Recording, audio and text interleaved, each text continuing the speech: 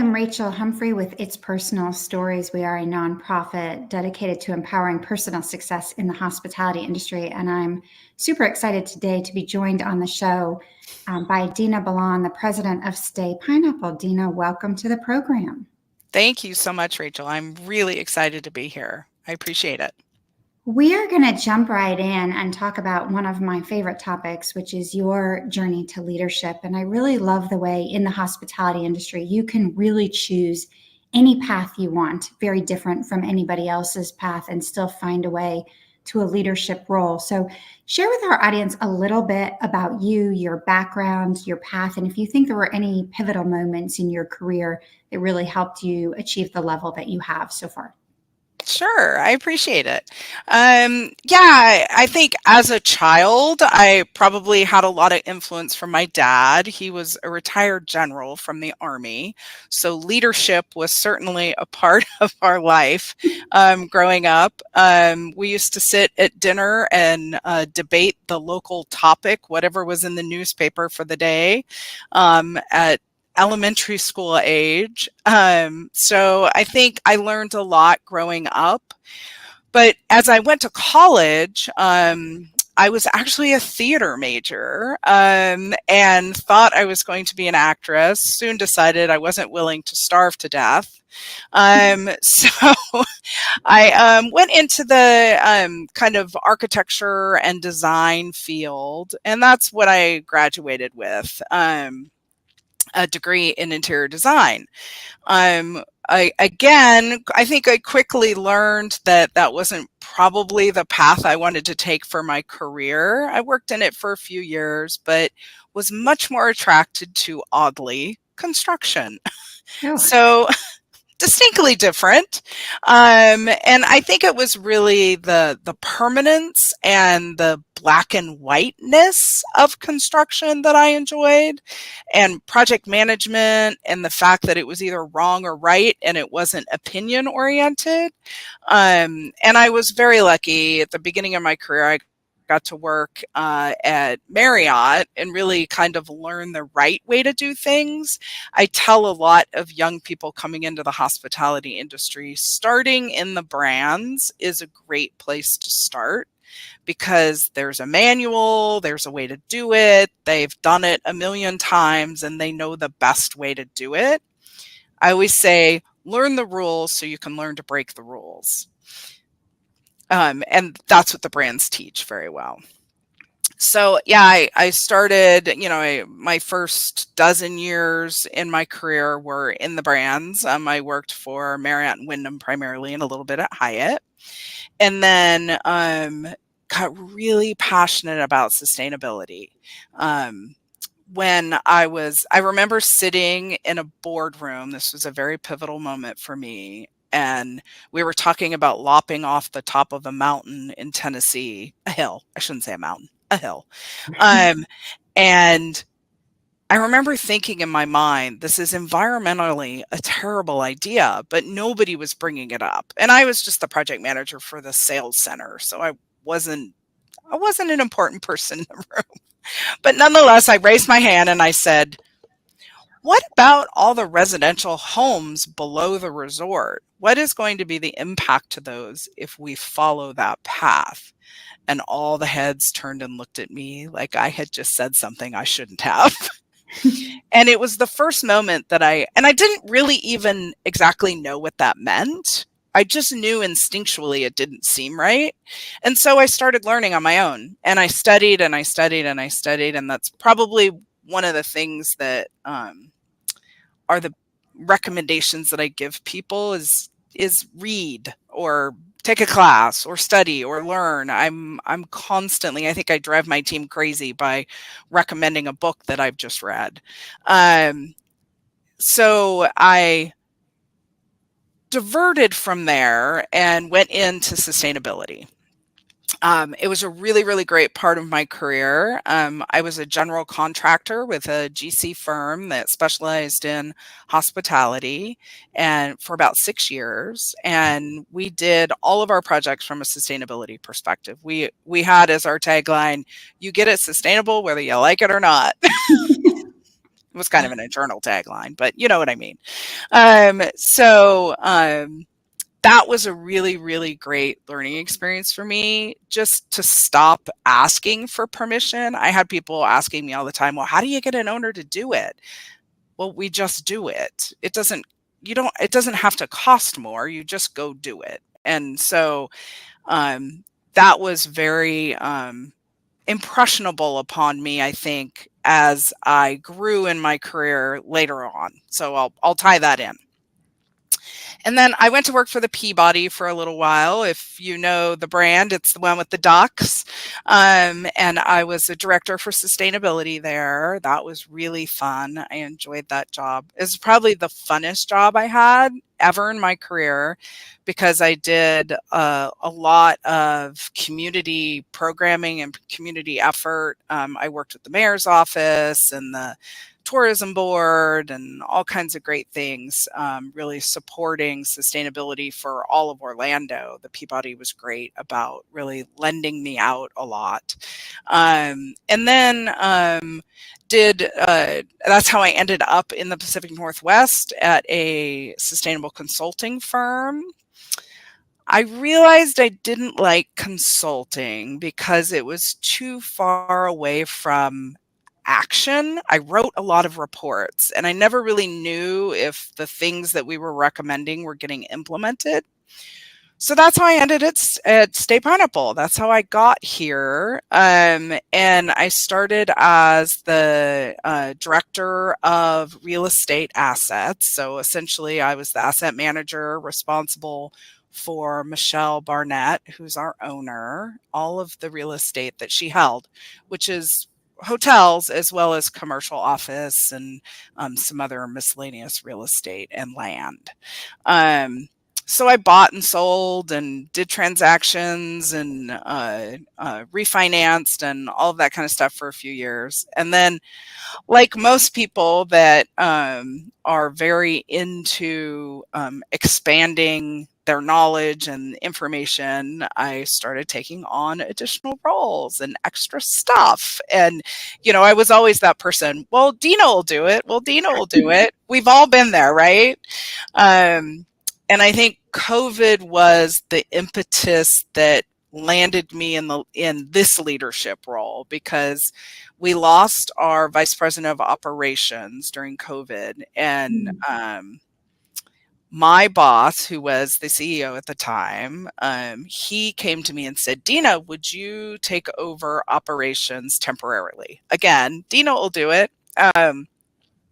And of course I said yes. It was on a Friday, and I went home over the weekend and I thought about it, and I thought, well, I've always been a change agent. Like, it's my nature. I look at processes and I want to find a better way to do it in an easier, more effective or efficient way. And so I was like, I really don't want to do this temporarily. If I'm going to do it, I have seen over the last, because I'd been with the company 4 or 5 years at that point, I'd seen so many things that I wanted to fix but weren't in my purview. I'm like, I just want to do it, and I want to fix the things that I see. So I pretty quickly came back to the office and said, Todd, I appreciate it, but I'll only take the job if I can have it permanently. And he kind of sat back and looked at me and was like, well, Dina, you don't have any direct operations experience, or I'm not sure about this. And I was like, I can do it. I'm sure I can. And so he went and talked to Michelle, and Michelle is a huge believer in me, which is amazing. I'm sure we'll talk about mentorship later, but she was like, Dina would be great at that. So off I went, became the vice president of operations in the worst time, right? In the middle of COVID. Yeah. We were doing a million things that we had never done before.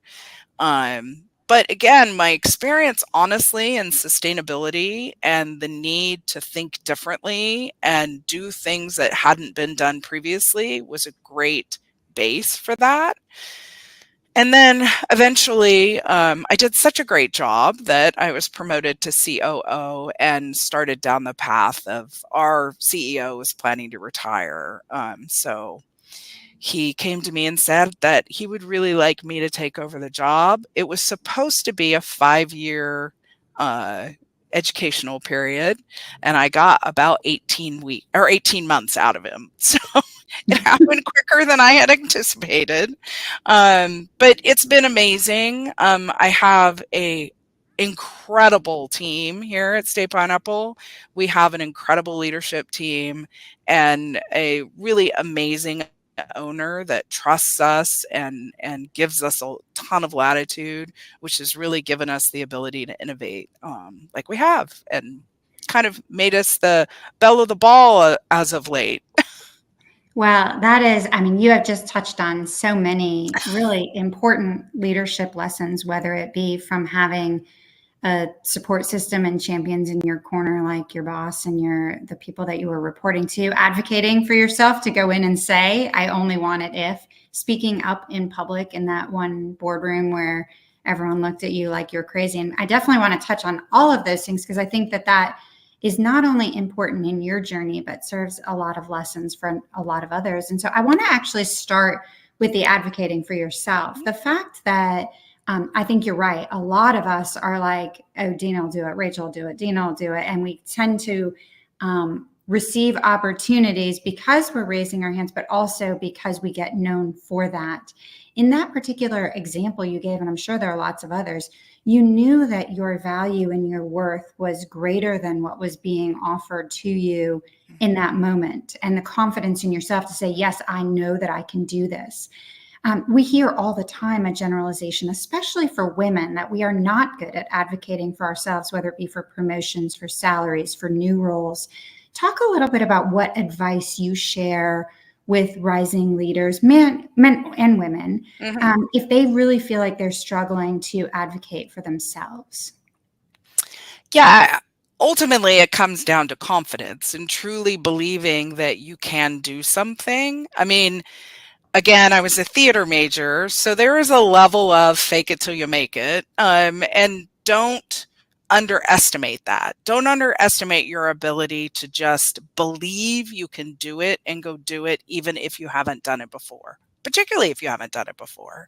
Because those are the things that are exciting and fun and energizing and optimal to your growth strategy. I tell people all the time, somebody that has 1 year of different experiences has way more experience than somebody who has 20 years of the same experience. So go get different experiences. Go do things you haven't done before. I think that's the best way for you to believe in yourself that you can do something that's new and different. I love that. Relating to that is this idea of imposter syndrome, or I don't believe that I am worthy of something or of titles or whatever the case may be. As you have continued to make some really important pivots in your career, and as you've continued to become much more prominent in the industry over the last couple of years, do you experience any of those bouts of self-doubt? And either way, thoughts and insights on how people can tackle them when they are feeling that? I don't know that I feel imposter syndrome per se, but I have absolutely felt smaller, right? Like I'm not special in comparison to the people in the room. I'm not as important, or my role isn't important as somebody else, right? Whether it's the president of a larger company or it's somebody that's a higher level than I am, and it hinders my voice. That has happened. I think that's happened to all of us at some time or another. And the best the best advice I can give for overcoming that, and certainly what I've tried to use in the past, is just be willing to take a risk. And I've embarrassed myself before, and that's okay. We all And have. we all have, Yeah. right? And it's okay. I mean, I've done it when I was young. I've done it recently. Um I think I certainly talk with my team about all the time. Everybody should be able to speak up and give and provide their view of something, because different perspectives of the same topic usually come to the best result.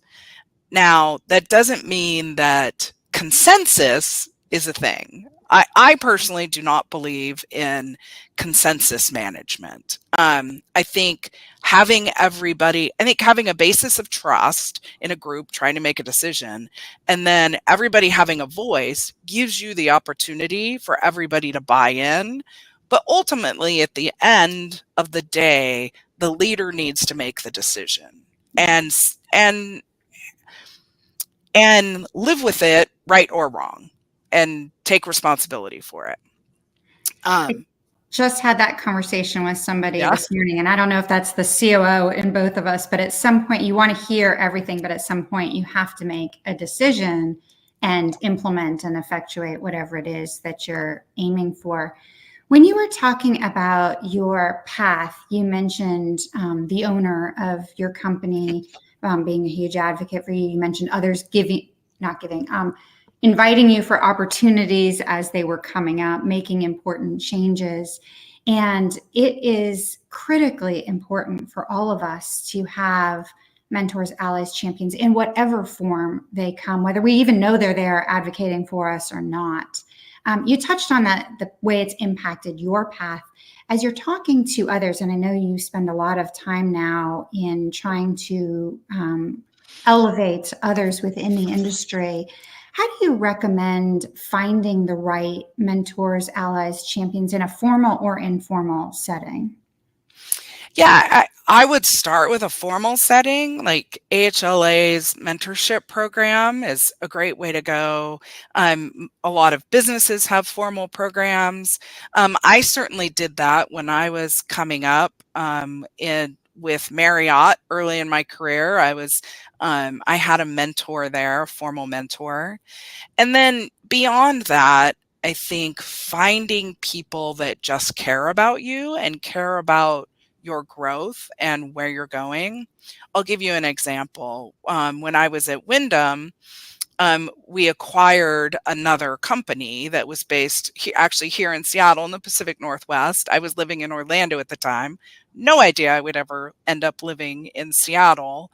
And I was sent out to Seattle to meet with the team that did basically the same thing my team did. So it was a duplicate group. And I was asked just to evaluate how they did things, what they were doing, and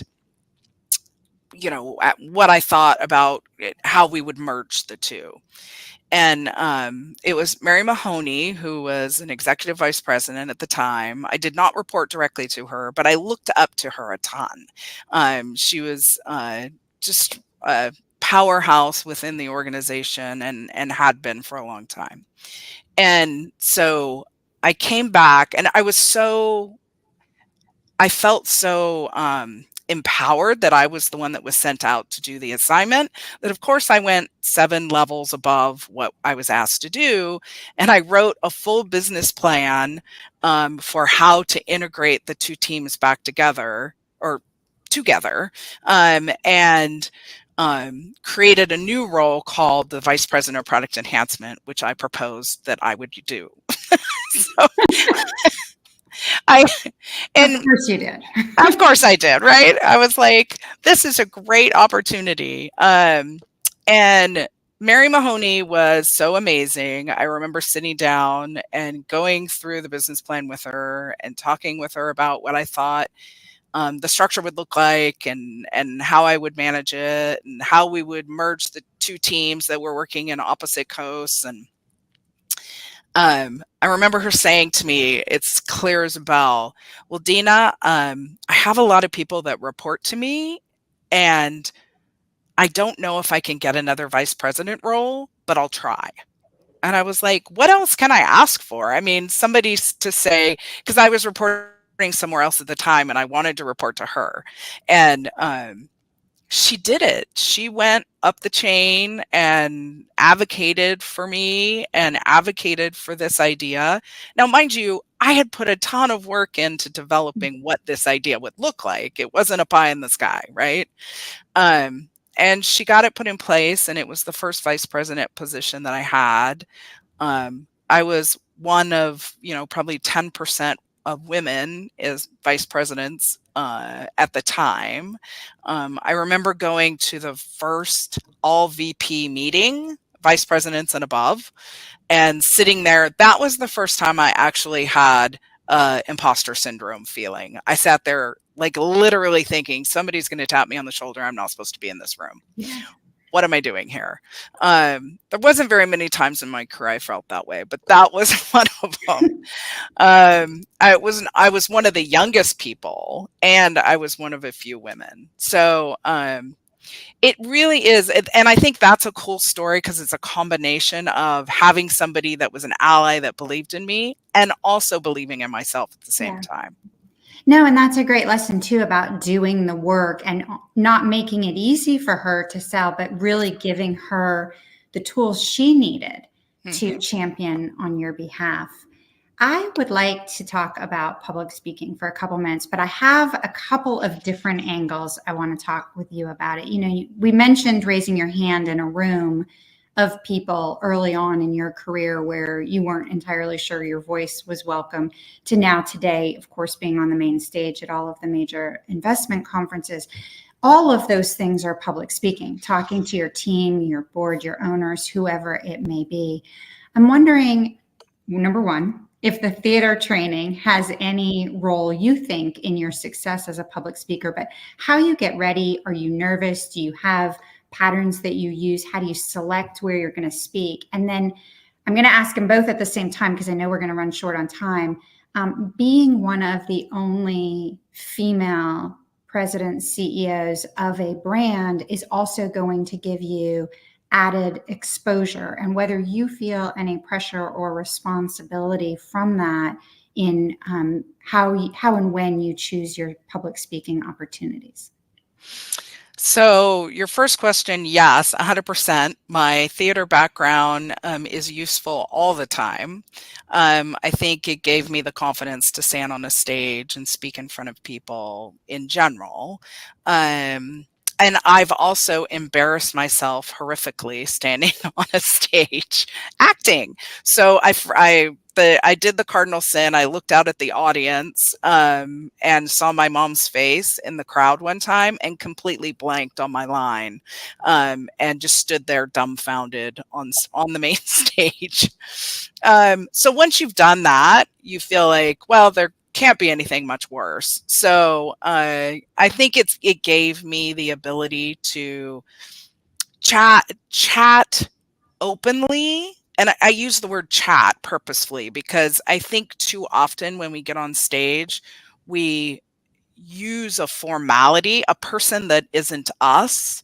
And what people really want to see is an authentic person that's talking to them.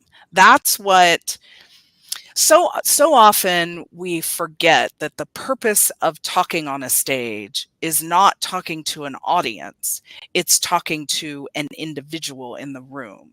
And everybody in that room, or at least a good number of the people, you want to touch them. You want them to think, oh, that is really important or really interesting to me as an individual. If you look at the audience as a monolith and not think about the individuals that are in the room, then I think you lose that ability to chat with them and have a little bit of a one-on-one. So that's kind of one of the tricks I use. The other one is don't look at people, look over their head. If it makes you nervous, right? Because that is one of the key things. I can make eye contact with people now, but if you get nervous up on stage, don't look at people's eyes, look right over their head. They'll still think that you're looking at them, but you're not.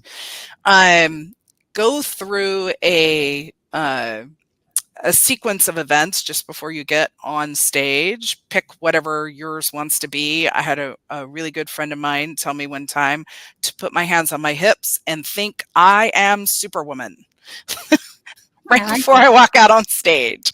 And I thought it was amazing. I thought it was such good advice. So yeah, all of those tricks I think help, but really practice, practice, practice, right? And I always recommend like Toastmasters or an acting class or something that'll put you in the position to do it over and over again. That way you have confidence, Yeah, I right? like the idea of the chat versus the formality because I think you're right. When you're speaking, you're being asked for a reason. So if you just go up there and be yourself, and that reason will come across without having to try too hard to be somebody that you're not up on stage. That's great advice. Yeah. And sorry, the second part of your question was? The second part is whether you feel an added Oh, right. responsibility in public Yep. speaking because of the opportunity you have now for perhaps different stages than you would have had at other points in your career. Yeah, absolutely. I think one of the things that surprised me the most when I was promoted to president, it was just a few months afterwards. I was at an event and somebody came up to me and said, Dina, I just wanted you to know a couple of my friends are following you on LinkedIn and they're just so excited about your path and what you're doing. And it was dumbfounding to me. It hadn't even occurred to me that anybody would care about me and that they would consider that me reaching the level of president would be important to anybody but myself, right? And as soon as I realized that, I thought, wow, this is a responsibility. This is an opportunity for me to have a position and a soapbox to be able to help others. And I hope if there's anything I can do over the next 10 years is to raise my voice and pull more women up into executive levels in the hospitality industry in particular. I think a really interesting statistic that I've seen recently is 29% of women hold C-level positions in companies in general, but only 25% in the hospitality industry, which we are by far the more represented sex in the population of the hospitality industry. So we need to do a lot more. And I think one of the things that we can really do is have more women speaking as experts on panels and not just about being women, Yeah. but actually the topic that they know a lot about. No, I mean, I think that's super important, and visibility matters, and having a reputation as being an expert provides that type of visibility. I always share with our guests why I asked someone to be a guest. You and I have only recently met, I think within the last year or so. And when we did, and we were talking about this exact topic, the opportunity for women in the C-suite to elevate other women, I thought to myself, Dina is going to do more by title and voice than all of the rest of us can do just by having those Yeah. opportunities. And over the last year, I mentioned this to you when we talked earlier, I've watched as that continues to happen and continues to happen. And so I'm so appreciative for what you are doing there, but also the point about, asking women to speak as subject matter experts, so important. I know when I went from COO to interim CEO, I was like, wait, I'm the same person I was yesterday. I'm not Right. any different, but suddenly I had new opportunities. Yep. And so you think a lot about that. Dina, I could talk to you all day. We're going to run out of time. So I'm I going know. to rapid fire ask you a couple of questions. Some people are really guided by a personal mantra, a guiding star that really helps them make decisions or defines who they believe they are, their value system. I'm curious if you have a mantra or some sort of personal brand that you really rely on for yourself. Yeah, my personal mantra, it's actually on my LinkedIn page and it's been there since I started, I think, with LinkedIn 15 years ago, is be the change you want to see in the world. And I'm stealing that from somebody. It's been Gandhi may have said it. Nobody knows exactly, but I just think it is so perfect. Represent what you want to see happen. I love that so much. One of my favorite questions to both be asked and to ask in response is our advice to our younger selves. I think reflection is such a critical part of growth. So, as you sit here today, let's think back to Dina, the theater student. What is something you would tell your younger self, either that might have made your path easier or different, or that you wish you knew then that you know today? Don't focus on the things that you're not good at. Focus on your strengths. Hopefully, most everybody in their career at some point gets an opportunity to do strength finders or some sort of um, program around really identifying what you're good at. I did that a number of years ago, and it changed the trajectory of the way I worked. And it made me a way better leader because I took my strengths and I built a roadmap around those strengths.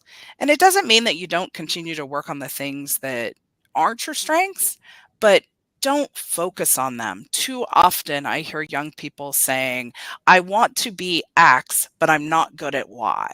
Mm. Well, find a different way to get to X. I definitely did not take a traditional path to become the president of a hotel company.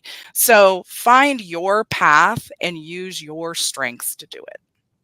I love that. That's incredible advice. Well, as we sit here today and we're thinking about the motto of It's Personal Stories, which is to empower personal success, is there any final pieces of advice you'd like to share? Yeah, and I provide this to men and women alike. Lead like a girl.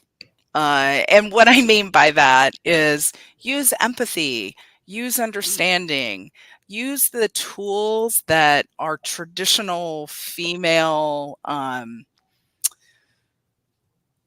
characteristics, and they will make you a better leader. And that's if you're a man or a woman. So lead like a girl. I like the lead like a girl.